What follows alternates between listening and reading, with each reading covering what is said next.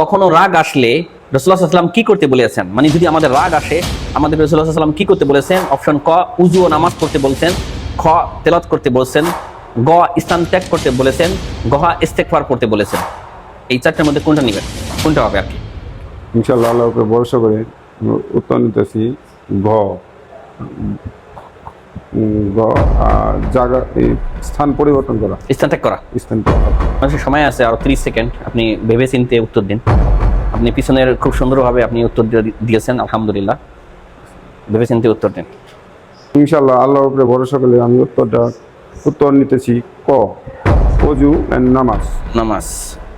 জি, আমাদের ভাইয়ের উত্তর দিয়েছে কখনো রাগ আসলে রাসূলুল্লাহ সাল্লাম কি করতে বলেছেন। আমাদের ভাই প্রশ্নর অপশনের উত্তর নিয়েছেন উযু নামাজ। আমি দেখতে পাচ্ছি আমাদের ভাইয়ের উত্তরটি সঠিক হয়েছে, আলহামদুলিল্লাহ। আলহামদুলিল্লাহ। আলহামদুলিল্লাহ। প্রিয় দর্শক, এখানেও আমাদের কিছু শেখার আছে।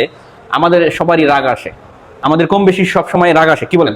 তো আমাদের উচিত যদি আমাদের কখনো রাগ আসে তখন আমরা কি করব? উযু করব এবং নামাজ পড়বো, নফল নামাজ পড়বো। ঠিক আছে, উযু করে নামাজ পড়বো, আমাদের রাগ মাটি হয়ে যাবে ইনশাআল্লাহ তাআলা।